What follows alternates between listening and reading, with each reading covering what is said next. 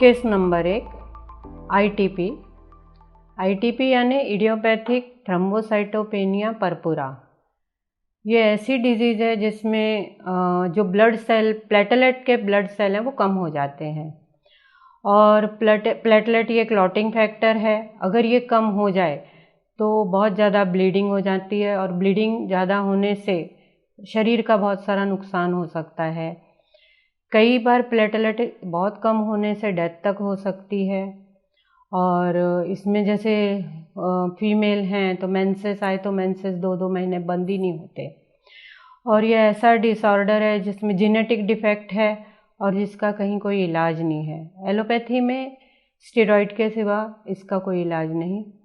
और न्यूरोथेरेपी में हम जो बोन मैरो के अंदर इन्फेक्शन होता है उसके कारण इन्फ्लेमेशन आ जाती है, हम पहले इन्फ्लेमेशन को ठीक करते हैं, फिर डाइजेस्टिव सिस्टम और सर्कुलेटरी सिस्टम को ठीक करते हैं। बोन मैरो की इन्फ्लेमेशन निकल जाने के कारण वहाँ पर न्यूट्रिशंस और ऑक्सीजन पहुँचने लगते हैं और जैसे ही न्यूट्रिशन ऑक्सीजन पहुँचते हैं बिगड़े हुए जीन्स भी ठीक हो सकते हैं। तो इस प्रकार से धीरे धीरे बोन मैरो में वापस प्लेटलेट अच्छे से और मैच्योर होने लगते हैं और पेशेंट ठीक हो जाता है। कि जो डिजीज़ है उसका नाम है आईटीपी, इडियोपैथिक थ्रोम्बोसाइटोपेनिया पर्पुरा। यानी इडियोपैथिक यानी जिसका कोई पता नहीं है, थ्रोम्बोसाइटोपेनिया यानी जिसमें थ्रोम्बोसाइट प्लेटलेट्स कम हो जाते हैं। पर्पुरा मीन्स जो बॉडी के ऊपर ऐसे निशान जैसे आते हैं, तो इसका नाम है आईटीपी यानी इडियोपैथिक थ्रोम्बोसाइटोपेनिया पर्पुरा। असल में मेरी बेटी का ही केस था जिसके लिए हम लोगों को बहुत मेहनत करनी पड़ी।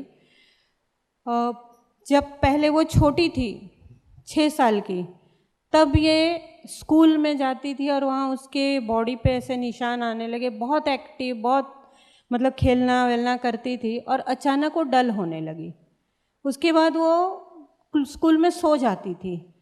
तो टीचर ने हमको कहा कि इसको कुछ प्रॉब्लम है, प्लीज़ आप देखिए। तो जब हम डॉक्टर के पास गए तो उन्होंने हमें पेडियाट्रिशियन के पास भेजा। तो उन्होंने ब्लड टेस्ट वगैरह करवाए और पता चला कि उस समय प्लेटलेट 9000 थे उसके। फिर सारे इन्वेस्टिगेशन हुए और यहाँ नानावटी बहुत फेमस हॉस्पिटल, उसमें 1 महीना रही और उसके बाद ये आईटीपी डिटेक्ट हुआ। 3 साल स्टेरॉइड लिए, 3 ईयर। वो इतनी छोटी सी बच्ची से फूल गई, एकदम मतलब मोटी हो गई, उसकी चीज़ें चेंज हो गई और उसको 15 साल तक वो जो स्टेरॉइड लिया उसकी तकलीफ ली।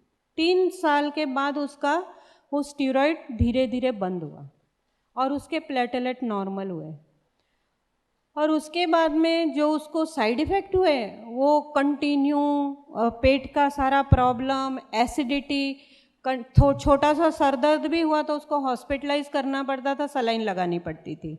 बुखार आ गया तो भी उसको हॉस्पिटलाइज ले जाना पड़ता, क्योंकि इतना बॉडी साथ ही नहीं देती थी।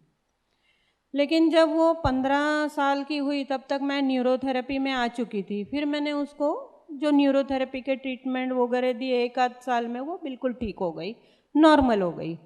स्टार्टिंग में जो ये आईटीपी का प्रॉब्लम आया, हर दिन टेस्ट होता था, बाद में हर हफ्ते टेस्ट होता था, उसके बाद हर 15 दिन में, फिर हर महीने, ऐसे करते करते 3 साल निकाले और उसके बाद वो नॉर्मलाइज हुआ।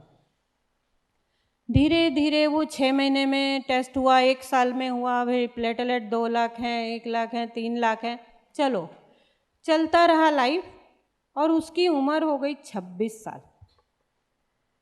20 साल बाद उसके बेबी हुआ, उसकी शादी हुई, बच्चा हुआ। जब बेबी हुआ तो पता नहीं क्यों मेरे दिमाग में डाउट आया, वो 2 महीने का बच्चा था, 2-3 महीने का। मैंने उनको कहा एक बार ना तो टेस्ट करा ले, तेरे रिपोर्ट करवा ले।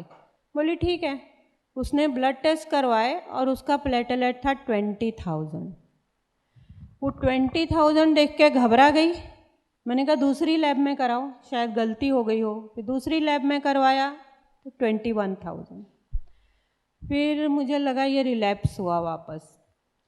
फिर हमें लीलावती में हेमेटोलॉजिस्ट हैं, क्योंकि मैं गुरुजी से बात कर रही थी पर ससुराल वाले नहीं मानते ना, तो उनको लेके मैं डॉक्टर अभय भावे उनके पास गई थी लीलावती में। तो उन्होंने कहा कि ठीक है, अगर ब्लीडिंग नहीं आ रही तब तक ठीक है, कहीं से भी मुंह से नाक से ब्लीडिंग हुई तो फिर हॉस्पिटलाइज करना। फिर हमारे पास स्टीरॉयड हैं, एक आईटीजी इंजेक्शन है जो 30,000 का एक इंजेक्शन 2006 में था, और वो वीक में 2 इंजेक्शन लगेंगे, एटलीस्ट 5 लाख का आपका 1 महीने का बजट है। तो मैंने गुरुजी से बात की, तो गुरुजी बोले बेटा कुछ नहीं, हम देखेंगे, हम ठीक करेंगे। हम लोग स्टडी कर रहे थे, पढ़ रहे थे दिन रात, और उसका मतलब जो टेस्ट आ गए थे सारे, उसमें डर भी लग रहा था आगे क्या होगा। उसकी स्किन काली होने लगी तो मुझे लगा ये ANA पॉजिटिव पे चला जाएगा। तो ऐसे मतलब कंटिन्यू सुबह शाम रात पढ़ाई करके कि ये थ्रोम्बोसाइट कहाँ से कैसे जनरेट होंगे, ये क्यों डीजनरेट हुए। और उसके बाद कुछ ऐसी चीज़ें मिली स्टडी करते करते, तो ऐसे तो ऑटो इम्यून डिजीज़ है, गुरुजी सप्रेसर सेल डाउन है और किलर सेल बढ़ गए हैं, तो हमें शायद थाइमस को ही यूज़ करना पड़ेगा। लेकिन मैंने जो स्टडी किया तो मेरा मन मान नहीं रहा था, तो मैंने गुरुजी से कहा अगर हम थाइमस देंगे, कुछ तो थाइमस में प्रॉब्लम है, उसका कोई एक पार्ट काम नहीं कर रहा है, तो सप्रेसर सेल नहीं बन रहे, तो अगर ये किलर सेल बढ़ गए तो क्या करेंगे। मतलब ये सोचने की समझने की बात है। तो गुरुजी बोले कोई बात नहीं बेटा, हम बीच के रास्ते चलेंगे, हम नहीं देंगे थाइमस। जो अगर हमें थोड़ा सा भी लगता है कुछ नुकसान हो जाता तो हम क्यों करेंगे। ठीक है, उन्होंने बोला नहीं। फिर मैंने खुद ही एक चीज़ ऐसी मुझे मिली पढ़ते पढ़ते कि डाइजेस्टिव सिस्टम में अगर स्टमक ठीक है, लीवर ठीक है, पेनक्रियास ठीक है, तो ऐसे ऐसे चीज़ें बनती हैं। और लीवर में थोड़ा सा एर्थ्रोपोइट जैसे एर्थ्रोपोइटिन बनता है, थ्रोम्बोसाइट भी बनता है, फिर किडनी में बनता है। तो हमने बोन मैरो को एक्टिवेट करना, तो अगर वहाँ इन्फ्लेमेशन है या इन्फेक्शन हुआ है तो हमको वाया बॉडी के ऑर्गन को ही एक्टिवेट करना होगा, ताकि वो वहाँ की चीज़ों को जो प्रॉब्लम आया उसको वो बॉडी सॉल्व करे। तो इसीलिए सबसे पहले हमने विटामिन्स मतलब थायमिन, नायसिन, B12 ये देना शुरू किया। ये एक फार्मूला ही बनाया जो बहुत माइल्ड फार्मूला था। यहाँ आप फार्मूला दिखा दो, बहुत माइल्ड फार्मूला था। वो एक टाइम में 3 बार देते थे, मतलब 1 घंटा लगता था 3 बार देने में, दिन में 3 बार ऐसे देते थे। और गुरुजी ने मुझे कहा, उन्होंने चेक किया उसको, सब देखा और कहा कि बेटा ये कम से कम 2.5 महीना लगेगा। मैं ठीक है गुरुजी, हमको स्टीरॉयड नहीं लेना है, जब तक उसके कोई ब्लीडिंग नहीं होती तब तक हम ट्रीटमेंट तो चालू रखेंगे। ट्रीटमेंट शुरू कर दी। गुरुजी का सोच, गुरुजी के विचार, उन्होंने मुझे जजमेंट दी, पहले महीने में बेटा थोड़ा बढ़ेगा, सेकेंड मंथ में और बढ़ेगा, पर थर्ड मंथ आते आते वो 2 लाख के ऊपर होगा। और जैसे उन्होंने कहा वैसे ही हुआ।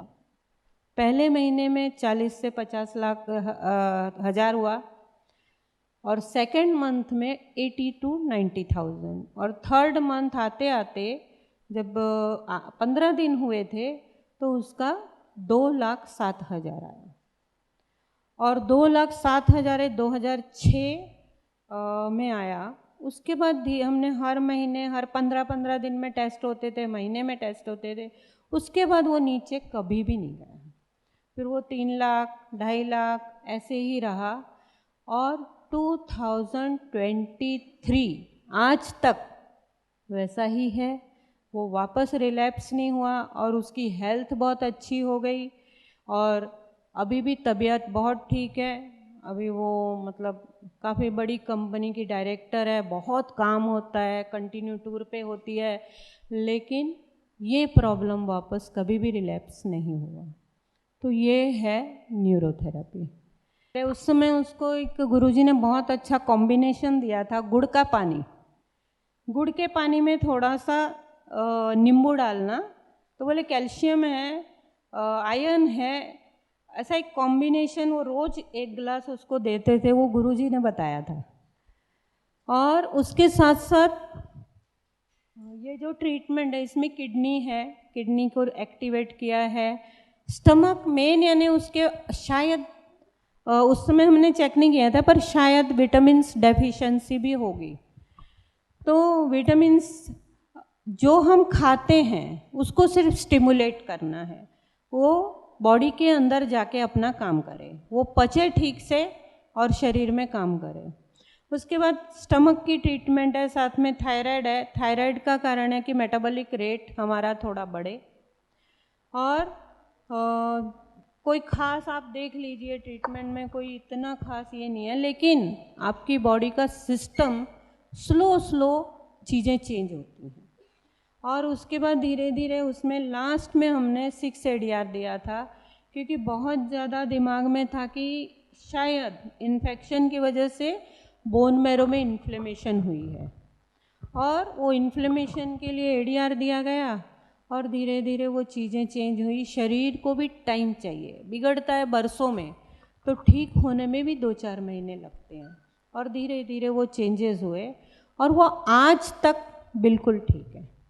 आप एक वीडियो देख सकते, वो आज आने वाली थी, लेकिन उसका हैदराबाद की कोई मीटिंग थी, वो चली गई।